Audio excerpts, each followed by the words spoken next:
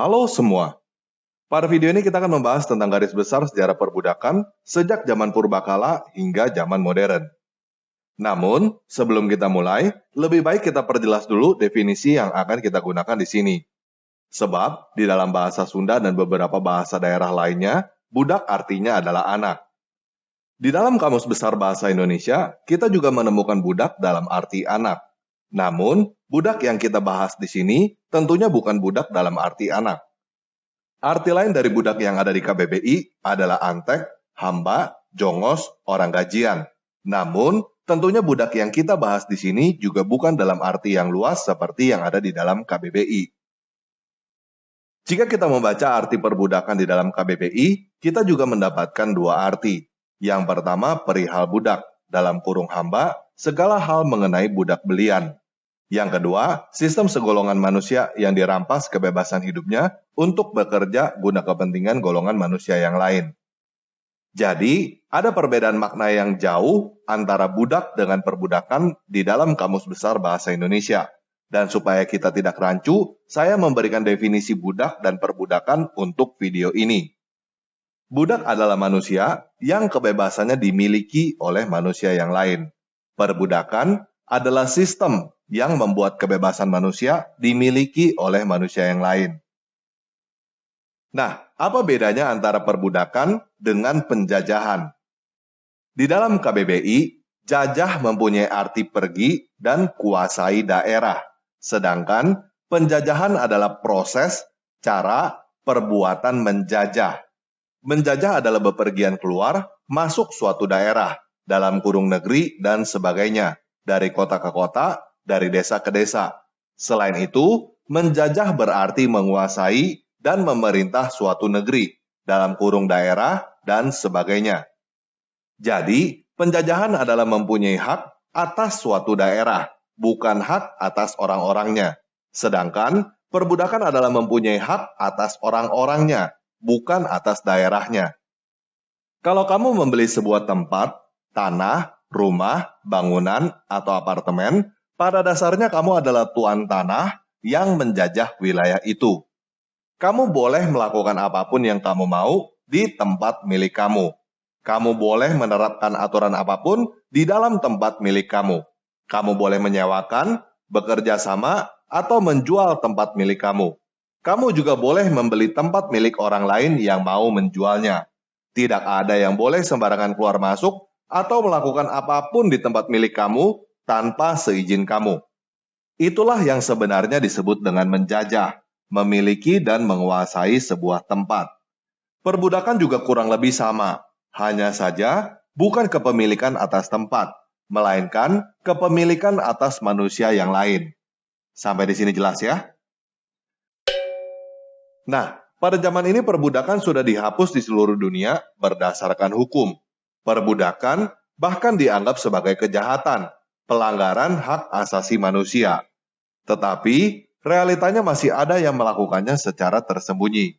Sekarang, kita menyebutnya human trafficking atau perdagangan manusia, dan itu adalah perbuatan melawan hukum, ilegal. Namun, pada zaman dulu, perbudakan adalah hal yang legal berdasarkan hukum. Sekarang ini jika kita berbicara tentang perbudakan, yang ada di bayangan kita adalah perbudakan yang dilakukan oleh orang kulit putih terhadap warna kulit yang lain. Namun, sebenarnya, perbudakan pernah terjadi di seluruh dunia oleh semua warna kulit terhadap semua warna kulit, termasuk terhadap orang kulit putih. Orang Timur Tengah pernah memperbudak orang kulit putih. Orang Mongol pernah memperbudak orang kulit putih. Orang kulit putih juga pernah memperbudak orang kulit putih. Sebelum orang kulit putih datang, orang Indonesia juga pernah memperbudak orang Indonesia yang lain. Orang Afrika kulit hitam pernah memperbudak orang Afrika kulit hitam yang lain. Orang pribumi Amerika juga pernah memperbudak orang pribumi Amerika yang lain. Jadi, perbudakan pernah terjadi di seluruh dunia oleh berbagai macam suku bangsa sejak zaman purbakala. Sebelum manusia menemukan tulisan, manusia sudah memperbudak manusia yang lain. Namun sulit untuk kita membahas perbudakan sebelum adanya tulisan. Oleh sebab itu, pada video ini kita akan membahas garis besar sejarah perbudakan sejak zaman purba sampai sekarang berdasarkan catatan tertulis yang ada.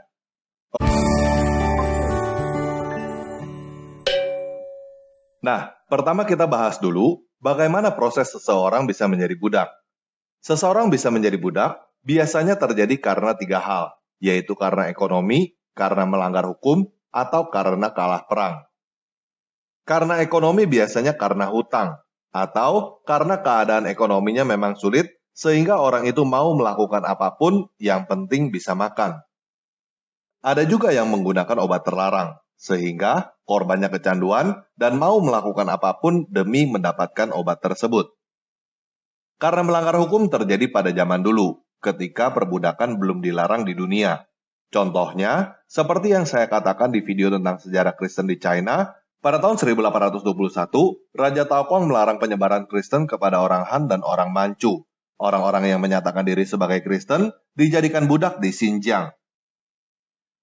Karena perang sepertinya tidak perlu dijelaskan lagi, yang kalah menjadi budak yang menang. Itu sebabnya banyak orang zaman dulu yang sering menyerang dan menjarah wilayah lain. Pada zaman ini sudah tidak ada perang untuk mendapatkan budak, tetapi masih ada kelompok teroris yang ingin kembali ke zaman dulu, dan hal ini bahkan terjadi di Indonesia. Mereka masih melakukan penjarahan dan penculikan untuk dijadikan budak. Jenis budak juga macam-macam.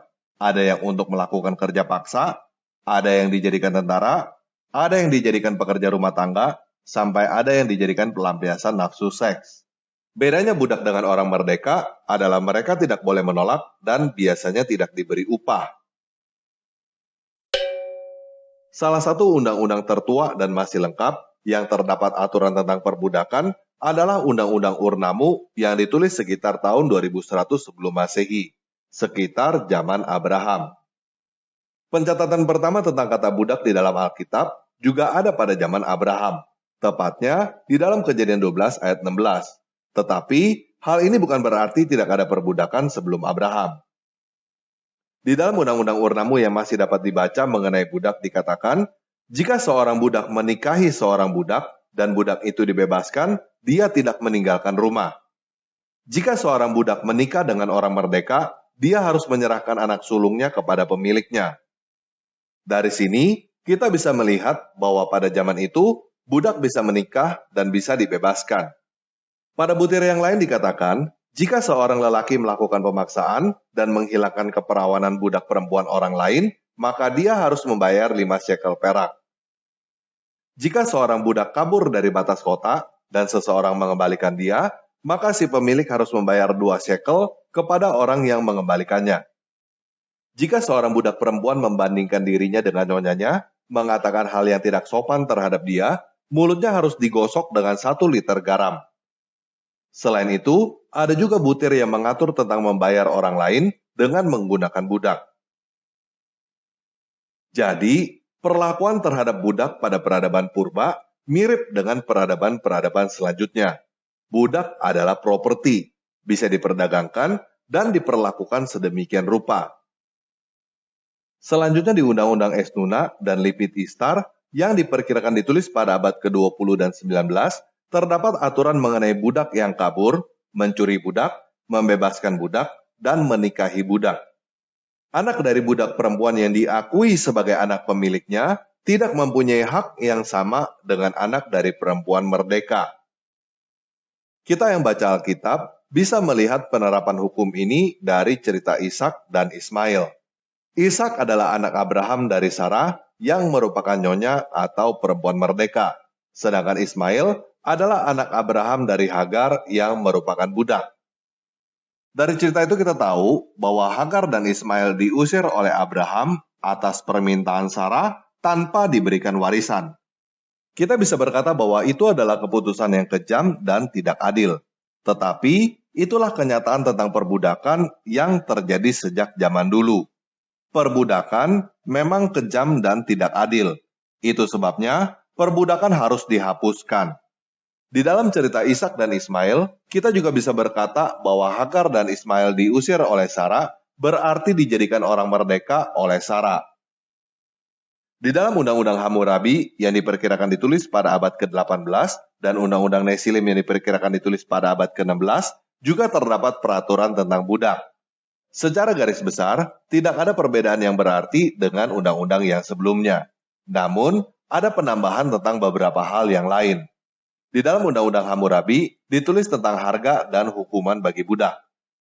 Di dalam Undang-Undang Nesilim diatur bahwa budak boleh memilih pasangan, boleh membeli properti, boleh buka usaha, dan boleh membeli kemerdekaan. Di situ juga ada peraturan bahwa jika seseorang membuat buta atau mencopot gigi seorang budak, maka dia harus membayar ganti rugi dan membebaskan budak itu. Jadi, hukum Nesilim yang diterapkan kepada budak oleh orang Het sudah lebih manusiawi. Banyak sejarawan yang berpendapat bahwa peraturan tentang budak yang ada di Perjanjian Lama berasal dari hukum Nesilim. Nah, bagaimana sejarahnya sehingga sekarang ini perbudakan dihapuskan? Orang pertama yang dianggap sebagai pelopor penghapusan perbudakan oleh sebagian orang adalah Raja Persia pertama yang bernama Kores Agung. Dia mengalahkan dan membebaskan tawanan kerajaan Babilonia pada tahun 539. Alkitab mencatat bahwa Raja Kores membebaskan orang Yahudi untuk pulang dan membangun Bait Yerusalem yang kedua. Tetapi, ada beberapa sejarawan yang berpendapat bahwa Raja Kores hanya membebaskan orang dari kekuasaan Babilonia, bukan menghapus perbudakan.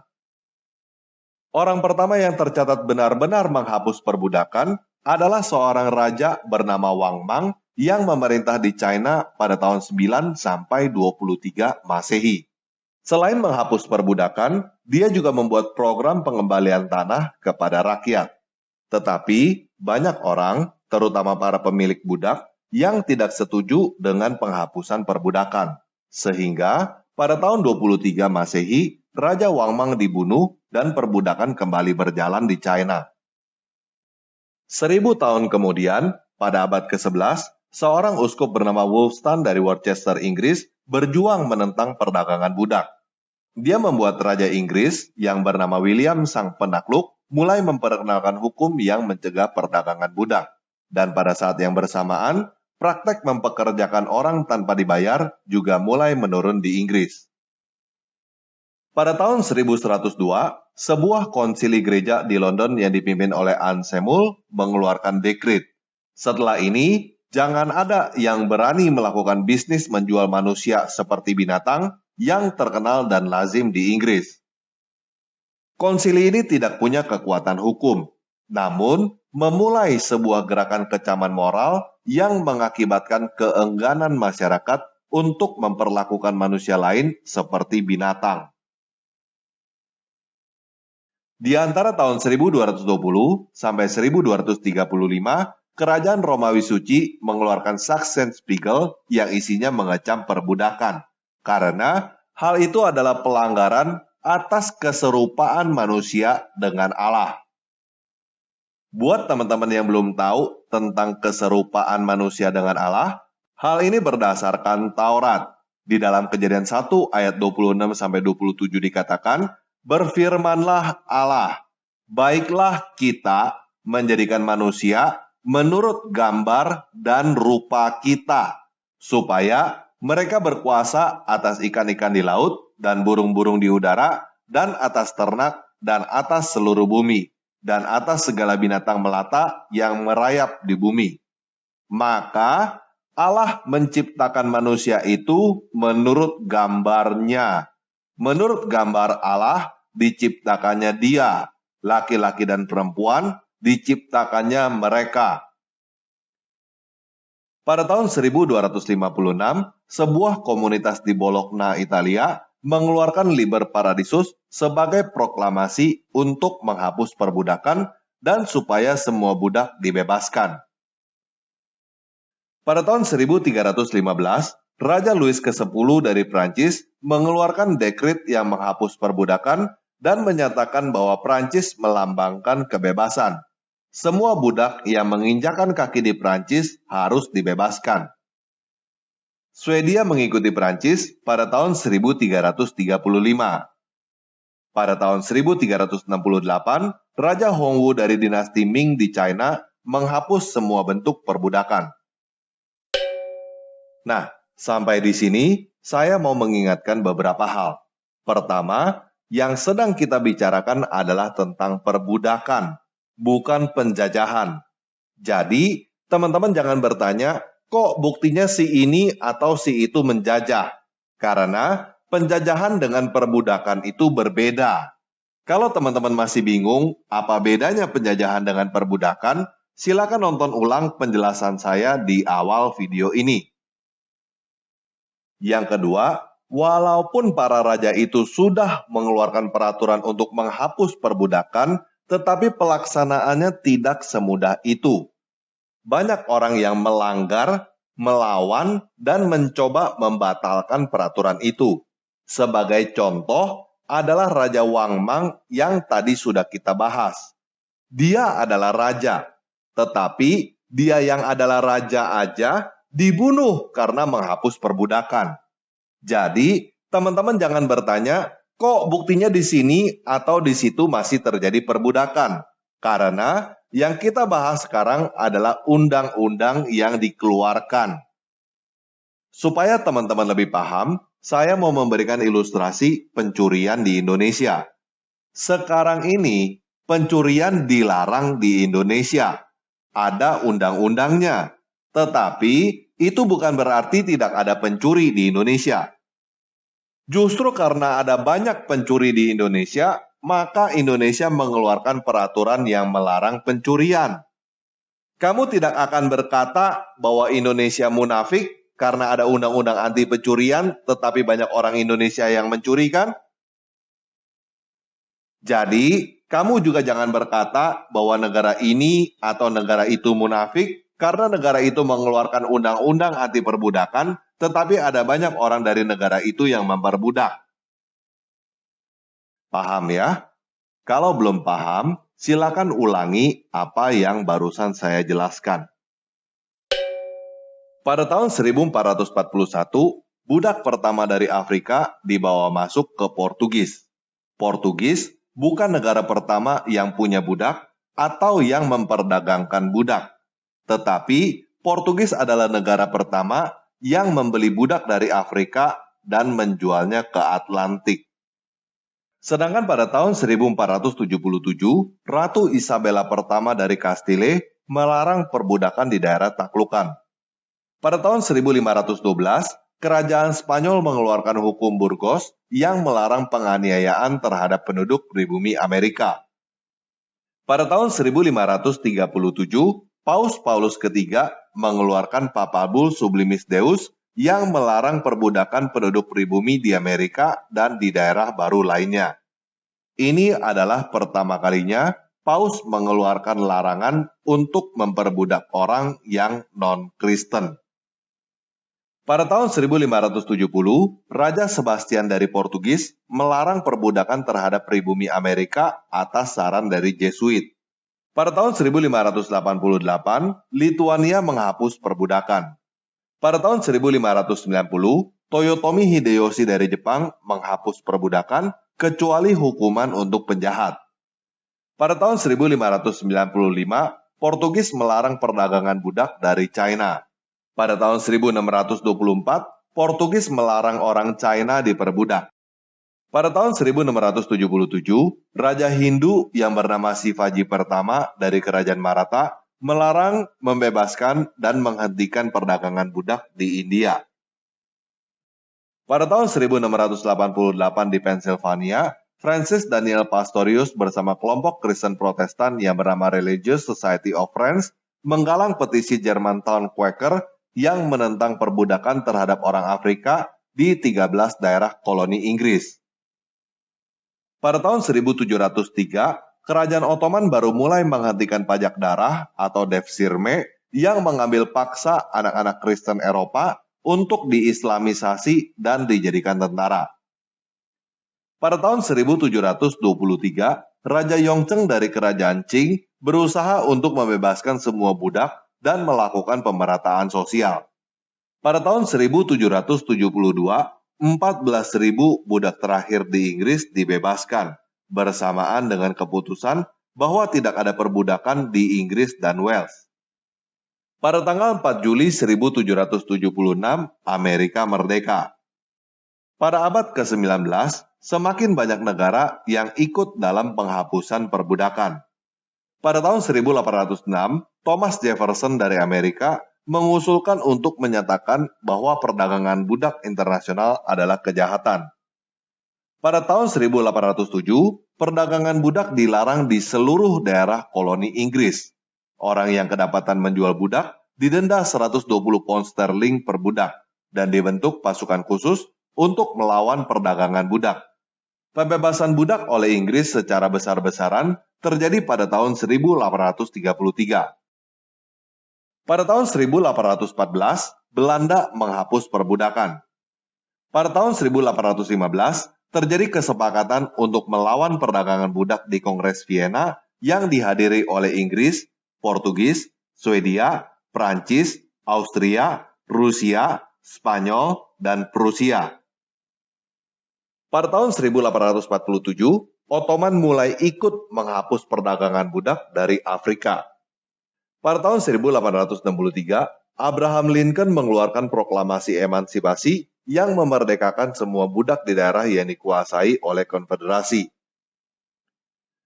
Pada tahun 1882, akhirnya Ottoman ikut memerdekakan semua budak, baik budak putih maupun budak hitam. Ottoman adalah negara Islam pertama yang ikut melakukan hal ini. Pada tahun 1890, terjadi kesepakatan Brussels Conference Act untuk mengakhiri perdagangan budak, khususnya di Kongo, Ottoman, dan Afrika Timur. Pada abad ke-20, semakin banyak negara yang ikut menghapus perbudakan. Pada tahun 1926, Liga Bangsa-Bangsa membuat sebuah traktat internasional yang disebut Konvensi Penekan Perdagangan Budak dan Perbudakan. Banyak negara yang akhirnya ikut menghapus perbudakan setelah Konvensi Perbudakan 1926 ini. Di antaranya adalah negara-negara Islam, seperti Arab, Irak, Iran, Kuwait, dan lainnya. Nah, sebenarnya saya tidak mau membahas ini, tetapi ada guru agama tertentu yang berbohong kepada murid-muridnya dengan berkata bahwa agamanya adalah pelopor penghapusan perbudakan. Padahal sama sekali tidak. Dia berkata bahwa agamanya mengajarkan untuk membebaskan budak demi semacam menghapus dosa. Nah, yang pertama, agamanya bukan yang pertama mengajarkan untuk membebaskan budak. Yang kedua, praktek ini sama sekali tidak ada hubungannya dengan penghapusan perbudakan. Orang yang membebaskan budak demi menghapus dosa melakukannya demi ego dan dirinya sendiri, bukan membebaskan karena baik hati atau karena kemanusiaan. Selain itu, praktek seperti ini mirip dengan budaya lain yang melepaskan burung demi semacam menghapus dosa juga. Jadi, pada dasarnya, praktek agama ini tetap memperlakukan manusia seperti binatang. Coba kita lihat para pemimpin agama yang benar-benar mendukung penghapusan perbudakan. Mereka tidak mengajarkan untuk memperbudak orang, dan mereka sendiri tidak punya budak. Pemimpin agama yang berperang untuk mendapatkan budak dan memperdagangkan budak tidak bisa disebut mendukung penghapusan perbudakan, walaupun pemimpin itu mengaku sebagai nabi. Orang semacam itu adalah bandit dan penipu, bukan nabi.